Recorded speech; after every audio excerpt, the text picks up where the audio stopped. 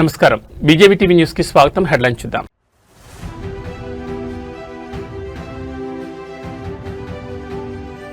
Drugs కేసులో రాజకీయ ప్రకంపనలు. కేటీఆర్ కు పీసీసీ చీఫ్ టెస్ట్ సవాల్.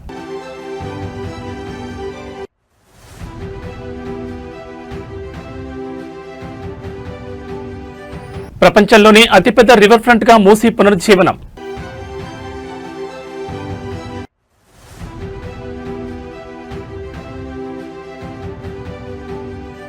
Maoist Mukt Bharat. Amit Shah operation Kagar success.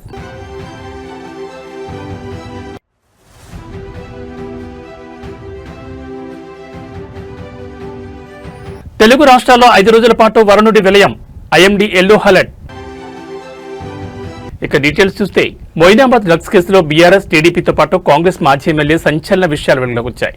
Telangana రాజకీయాల్లో డ్రగ్స్ కలకలం రేపుతున్నాయి. రంగారెడ్డి జిల్లా మొయినాబాద్ వేదికగా జరిగిన డ్రగ్స్ పార్టీ ఉదంతం ఇప్పుడు 2 తెలుగు రాష్ట్రాల్లో కుదిపేస్తోంది. వ్యాపారవేత్తలు, రియల్టర్లే కాదు ఏకంగా ఎంపీలు, ఎమ్మెల్యేల పేర్లు బయటకు రావడంతో ఈ వ్యవహారం రాజకీయంగా పెనుదుమారానికి దారితీసింది. ఈ పార్టీలో పాల్గొన్న మొత్తం 11 మందిలో 6గురికి డ్రగ్ పాజిటివ్ వచ్చినట్లు ఈగల్ ఎస్పీ గిరిధర్ అధికారికంగా ధృవీకరించారు. బీఆర్ఎస్ మాజీ ఎమ్మెల్యే పైలట్ రోహిత్ రెడ్డితో పాటు టీడీపీ చెందిన ఏలూరు ఎంపీ పుట్టా మహేష్ కుమార్ కు డ్రగ్స్ తీసుకున్నట్లు నిర్ధారణ అయింది. ఎంపీకి తొలుత నిర్వహించిన ర్యాపిడ్ టెస్ట్ లో నెగిటివ్ వచ్చినప్పటికీ బ్లడ్ టెస్ట్ లో మాత్రం పాజిటివ్ అని తేలడం సంచలనంగా మారింది. పోలీసుల ప్రాథమిక విచారణలో షాకింగ్ విషయాలు వెలుగు చూశాయి. ఈ పార్టీ కోసం సిమ్లా నుంచి కొకైన్ ప్రత్యేకంగా రప్పించినట్లు ఎస్పీ వెల్లడించారు. చట్టం ముందు అందరూ సమానమేనని, ఎంపీ అయినా ఎమ్మెల్యే అయినా వదిలే ప్రసక్తే లేదంటూ SP Giridhar clear cut warning ఇచ్చారు. ఈ కేసులో రాజస్థాన్ చెందిన ఓ మాజీ కాంగ్రెస్ ఎమ్మెల్యే పేరు కూడా వినిపిస్తుండటంతో బీఆర్ఎస్, టీడీపీ, కాంగ్రెస్ 3 పార్టీల నేతల ప్రమేయంపై సర్వత్రా చర్చ నడుస్తోంది. అయితే తమ నేతలను కాపాడుకునేందుకు ఢిల్లీ స్థాయి నుంచి అధికారులపై ఒత్తిడి వస్తోందని, ఫోన్ కాల్స్ వెళ్తున్నాయని ప్రత్యర్థి పార్టీలు ఆరోపిస్తున్నాయి. అధికార ఒత్తిళ్లకు తలగుతుందా లేక డ్రగ్స్ మహమ్మారిని పెకిలించే దిశగా కఠిన చర్యలు తీసుకుంటుందా? ఈ కేసులో మరిన్ని అరెస్టులు ఉండే అవకాశం ఉందా? తెలియాలంటే వేచి చూడాల్సిందే.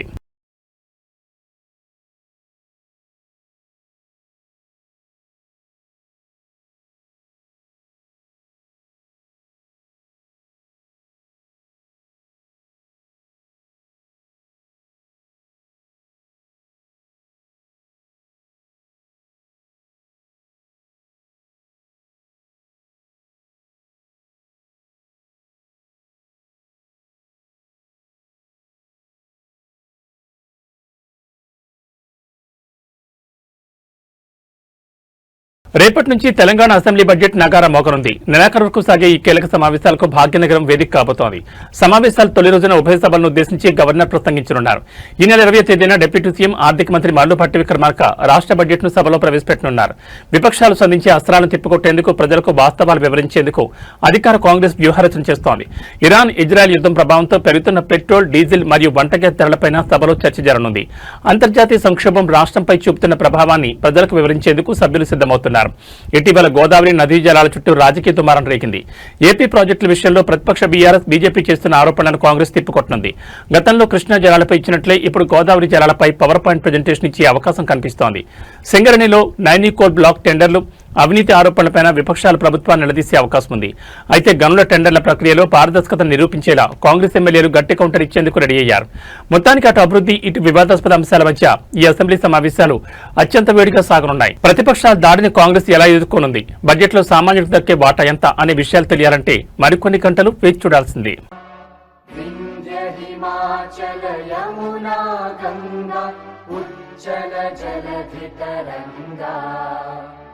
तव शुभ नामे जागे, तव शुभ आशीष मांगे, गाहे तव जय गाथा।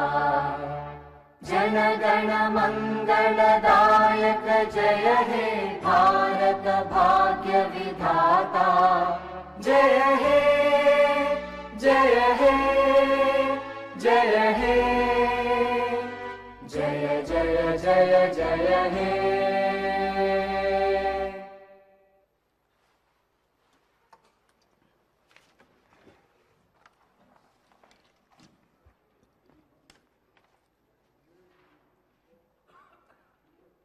All the papers are deemed have been laid on the table of the House.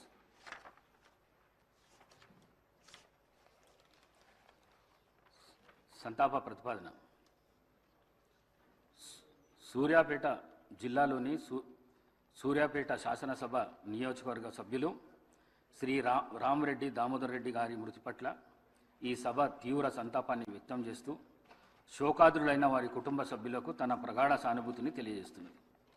Shri Rama Reddy Damodar Reddy గారు 1952 సెప్టెంబర్ 14వ తేదీన శ్రీ నారాయణ రెడ్డి శ్రీమతి కమలమ్మ దంపతులకు ఖమ్మం జిల్లాలో పాతలింగాల గ్రామంలో జన్మించారు. వీరి విద్యాభ్యాసం అంతా తెలంగాణ రాష్ట్రంలో జరిగింది. వీరు arts and science college Warangal నుండి గ్రాడ్యుయేషన్ పట్టా పొందారు. వీరు డిగ్రీ పూర్తి చేసిన అనంతరం శ్రీమతి ఇందిరాగాంధీ పిలుపు మేరకు కాంగ్రెస్ పార్టీలో చేరారు.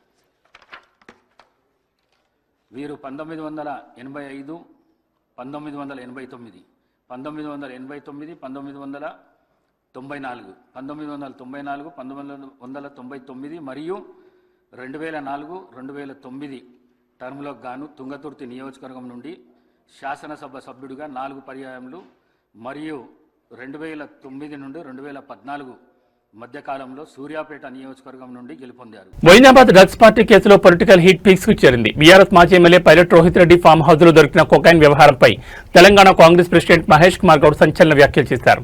ఈ వ్యవహారంలో కేటీఆర్ బృందాన్ని టార్గెట్ చేస్తూ ఆయన విసిరిన సవాల్ ఇప్పుడు 2 రాష్ట్రాల్లో చర్చనీయాంశంగా మారింది.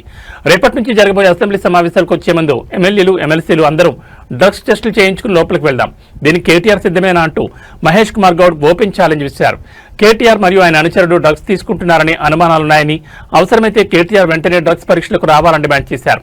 పొలిటికల్ ఒత్తిళ్లకు లొంగకుండా ఈగల్ టీం తన కర్తవ్యాన్ని నిర్వర్తిస్తోందని, డ్రగ్స్ రహిత తెలంగాణ కోసం సీఎం రేవంత్ రెడ్డి చేస్తున్న పోరాటాన్ని అడ్డుకోవద్దని విపక్షాలకు హితవు పలికారు. పోలీసుల ప్రాథమిక విచారణలో మొత్తం 11 మంది పట్టుబడిగా వారిలో 6గురికి డ్రగ్ పాజిటివ్ అని నిర్ధారణ అయింది.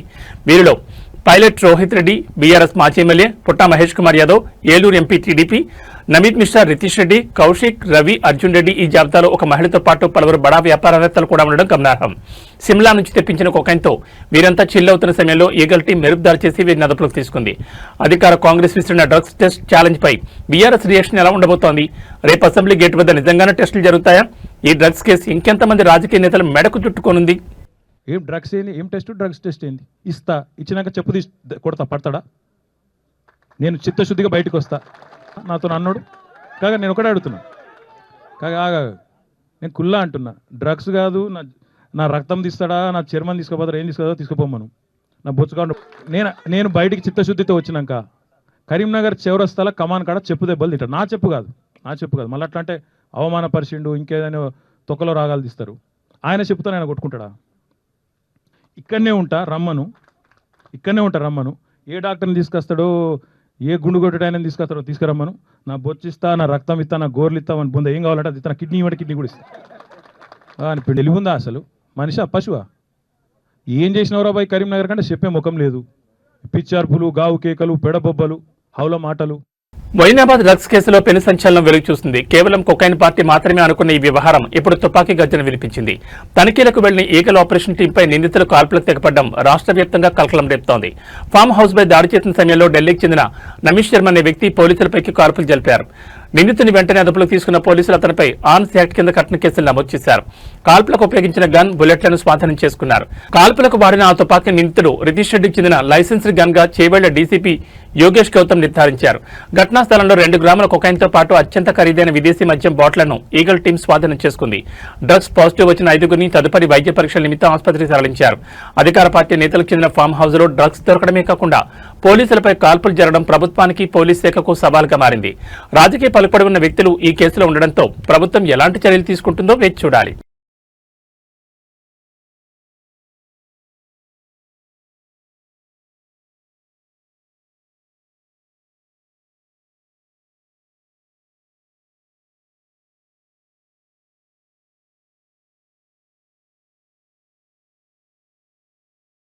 భాగ్యనగరం మరో అంతర్జాతీయ మైలురాయికి సిద్ధమవుతోంది. లండన్లోని థేమ్స్ నదిని మించి ప్రపంచంలోని అతిపెద్ద రివర్ ఫ్రంట్ ప్రాజెక్టుగా మూసీ పునరుజ్జీవనం అడుగులు వేస్తోంది.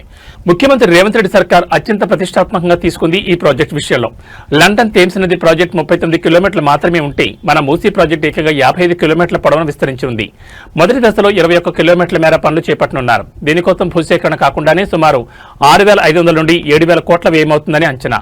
ఉస్మాన్ సాగర్, హిమాయత్ సాగర్ నుంచి కలిసే ఈ ప్రాజెక్టులో 123 అడుగుల గాంధీ విగ్రహం ప్రత్యేక ఆకర్షణగా నెలకొనుంది.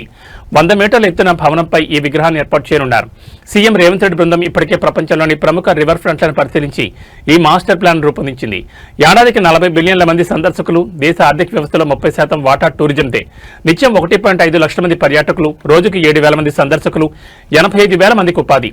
ఇవే లక్ష్యాలతో మూసీని కూడా ఆర్థిక పర్యాటక కేంద్రంగా తీర్చిదిద్దనున్నారు.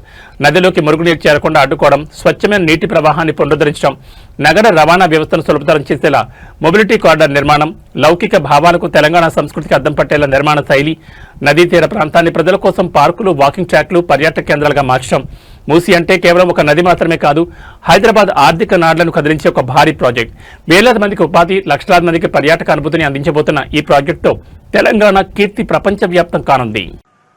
అపార్ట్మెంట్లో ఒక అపార్ట్మెంట్ వాళ్ళ గురించి మొన్న వాళ్ళని మచ్చిక చేసుకోవడానికి అందులో 2-3 జర్నలిస్టులు ఉన్నారు. వాళ్ళని కాకబట్టి వాళ్ళని బుట్టలు వేసుకోవడానికి ముఖ్యమంత్రి గారు పాపం చాలా అష్టకష్టాలు పడి, మీరు జర్నలిస్టులు ఏమనుకోకురు పోయి ఏమంటాడు, ఆ అపార్ట్మెంట్ వాళ్ళకి నేను మాటిస్తున్నా, పక్కకే 7 ఎకరాలు కొనిస్తా, మీకు అందులోనే ఇంకా బెహతరీన్ కట్టిస్తా అంటుండు. చాలా ఆశ్చర్యం అనిపించింది నాకు. మరి మిగతా వాళ్ళ సంగతి ఏంది? హనుమాన్ నగర్ వాళ్ళ సంగతి ఏంది? హిమాయత్ సాగర్ వాళ్ళ సంగతి ఏంది? వీళ్ళకి కూడా జాగాలకు బదులు జాగిస్తావా? పక్కకే ఇస్తావా? సరిపడా జాగాకు బదులు జాగా ఇవ్వాలి కదా. ఒకరికి ఇస్తే అందరికి ఇవ్వాలి కదా. మరి అపార్ట్మెంట్ వాళ్ళని ఒక తిరిగా, బస్తీలను ఒక తిరిగా చూడొద్దు కదా. ప్రభుత్వం అన్నాక అందరు ఒకటే కదా, అందరికి ఓట్లు ఉన్నాయి. మీరైనా ఓటెత్తారు, అంబానీకి ఒకటే ఓటు, మనకు ఒకటే ఓటు. వాళ్ళేం మన 1000 ఓట్లు 1,00,000 ఓట్లు ఉండవు కదా. అందుకే చూడండి మీరు, విచిత్రమైన విషయం, నిన్న ఆయన మూసీ వెబ్సైట్లో పెట్టిండు రేవంత్ రెడ్డి ప్రభుత్వం. మూసీని ఎట్లా చేస్తామని పెట్టిండు. ఆ పెట్టిన బొమ్మలు ఎక్కడో తెలుసా? మనం గతంలో చేసిన బొమ్మలే పెట్టిండు 6 కోట్ల రూపాయలతో. అందుకే అంటున్నాం, నకల్ మారనే కోబి అకల్ చాయి అంటారు కదా, గట్ల గంత తెలివి నీళ్ళకు. మీరు ఇక్కడ చూడండి, 3,279 ఎకరాలు 10,000 నిర్మాణాలు తీసుకుంటా అని చెప్పి మన గెజెట్ ఇచ్చిండు. ఎందుకు కావాలి గన్ని? ఎవరి కోసం 3,279 ఎకరాలు? అది ఫస్ట్ ఫేజ్ అట. 2వ ఫేజు, 3వ ఫేజు, 12వ ఫేజు ఏం చేస్తాడో మహానుభావుడు మరి చూడాలి. మొదటి ఫేజ్ లోనే 10,000 నిర్మాణాలు. నేను 10,000 నిర్మాణాలు లెక్క తప్పు చెప్పానంటారని గెజెట్ కూడా తెచ్చిన. ఎన్ని ఎకరాలు అంటే 3,279 ఎకరాలు. మళ్ళీ గుర్తు చేస్తా ఉన్నా, పక్కనే కోకాపేటలో 100 కోట్లు 100. విశాఖపట్నం రోడ్లపై ఇప్పుడు కొత్త రకం తనిఖీలు వాహనదారులను హడలెత్తిస్తున్నాయి. బైకులకు, స్కూటర్లకు ఉండే మొబైల్ స్టాండ్లను ట్రాఫిక్ పోలీసులు యుద్ధ ప్రాతిపదికన తొలగిస్తున్నారు. రూల్స్ బ్రేక్ చేస్తే చర్యలు తీసుకోవడం సబబే. కానీ ఇక్కడ సామాన్యుని వేధిస్తున్న ప్రశ్న ఒకటే, తప్పు చేసిన వాడిని వదిలేసి కొనుక్కున్న వాడిని శిక్షించడం ఏం న్యాయం? డ్రైవింగ్ చేస్తూ ఫోన్ చూడడం ప్రమాదకరమనే సాకుతో వాహనాలకు అమర్చిన స్టాండ్లను పోలీసులు తొలగిస్తున్నారు. వందల రూపాయలు పెట్టి కొనుక్కున్న యాక్సెసరీస్ ను బలవంతంగా పీకేయడం వల్ల ఆర్థికంగా నష్టపోతున్నామని యజమానులు వాపోతున్నారు. వినియోగదారులపై ప్రతాపం చూపుతున్న పోలీసులు అసలు వీటిని తయారు చేసిన కంపెనీలను, అమ్ముతున్న దుకాణదారులను ఎందుకు అడ్డుకోవడం లేదనే ప్రశ్నలు తలెత్తుతున్నాయి. పోలీసుల వాదన ప్రకారం ఇవి ఇల్లీగల్ యాక్సెసరీస్. మరి ఇవి చట్టవిరుద్ధమైనప్పుడు దేశవ్యాప్తంగా వీటిని ఉత్పత్తి చేసిన కంపెనీలపై చర్యలు ఏం తీసుకుంటున్నారు? షోరూంలలో, ఆటోమొబైల్ షాపుల్లో బహిరంగంగా అమ్ముతుంటే అప్పుడు అధికారులు ఏం చేస్తున్నారు? అమెజాన్, ఫ్లిప్కార్ట్ వంటి సంస్థలు వేల సంఖ్యలో వీటిని విక్రయిస్తుంటే ప్రభుత్వం ఎందుకు నిషేధించలేదు? తయారీని ఆపకుండా, అమ్మకాలు నియంత్రించకుండా కేవలం అమాయక వాహనదారులను రోడ్డుపై ఆపి జరిమానాలు విధించడం లేదా వస్తువులను ధ్వంసం చేయడం ఎంతవరకు సమంజసం? ముఖ్యంగా డెలివరీ బాయ్స్, ర్యాపిడో డ్రైవర్లు ఈ నిర్ణయంతో తీవ్ర ఇబ్బందులు పడుతున్నారు. లొకేషన్ చూసుకోవడానికి మొబైల్ స్టాండ్ ప్రాథమిక అవసరమని, ఒక చేత్తో ఫోన్ పట్టుకుని డ్రైవ్ చేయడం కంటే స్టాండ్లో పెట్టి చూడడమే సేఫ్ అని వారు వాదిస్తున్నారు. రూల్స్ మార్చడం సులభమే, కానీ అవి అమలు చేసే విధానంలో పారదర్శకత ఉండాలి. మూల కారణమైన తయారీదారులను వదిలేసి వినియోగదారులను వేధించడం డబుల్ స్టాండర్డ్ కాదా? విశాఖ పోలీసులు దీనిపై ఎలాంటి వివరణ ఇస్తారో చూడాలి. ರಸ್ತೆಗಳು ಗುಂಡಿ ಬಿದ್ದಿದ್ರೂ ಪರವಾಗಿಲ್ಲ, ಸರ್ಕಾರ ಒಂದೊಂದು ರೂಲ್ಸ್ ಗಳನ್ನ ಜಾರಿಗೆ ತಗೊಂಡ್ಬಂದು ಅದರಿಂದ ದುಡ್ಡು ಮಾಡುವಂತ ಕಾರ್ಯಕ್ರಮಗಳನ್ನ ಉದ್ಘಾಟನೆ ಮಾಡ್ತಾನೆ ಇರುತ್ತೆ. ನೋಡಿ, ಇಲ್ಲೊಂದು ಬೈಕ್ ಗಳಲ್ಲಿ ಮೊಬೈಲ್ ಹೋಲ್ಡರ್ ಗಳಿರುತ್ತೆ. ಲೊಕೇಶನ್ ನೋಡ್ಕೊಂಡು ಗಾಡಿ ಓಡಿಸ್ಲಿಕ್ಕೆ ಅಂತ 2 ವೀಲರ್ ಗಳಲ್ಲಿ ಮೊಬೈಲ್ ಹೋಲ್ಡರ್ ಗಳನ್ನ ಹಾಕೊಂಡು ಓಡಾಡ್ತಾ ಇರ್ತಾರೆ. ಇದೀಗ ಆ ರೂಲ್ಸ್ ಇಲ್ಲ, ಆ ಮೊಬೈಲ್ ಹೋಲ್ಡರ್ ಗಾಡಿಗೆ ಹಾಕೋಂಗಿಲ್ಲ, ಅದರ ಅನುಮತಿ ಇಲ್ಲ ಅನ್ಬಿಟ್ಟು RTO ಡಿಪಾರ್ಟ್ಮೆಂಟ್ ಅವರು ಎಲ್ಲಾ ಗಾಡಿಗಳನ್ನ ನಿಲ್ಸಿ 2 ವೀಲರ್ ಗಳಲ್ಲಿ ಮೊಬೈಲ್ ಹೋಲ್ಡರ್ ಗಳನ್ನ ತೆಗೆದು ಕಳಿಸ್ತಾ ಇರುವಂತ ದೃಶ್ಯಗಳನ್ನ ನೀವು ನೋಡ್ತಾ ಇದ್ದೀರಾ. ಈ ತರ ಕೆಲಸಗಳನ್ನ ರೋಡ್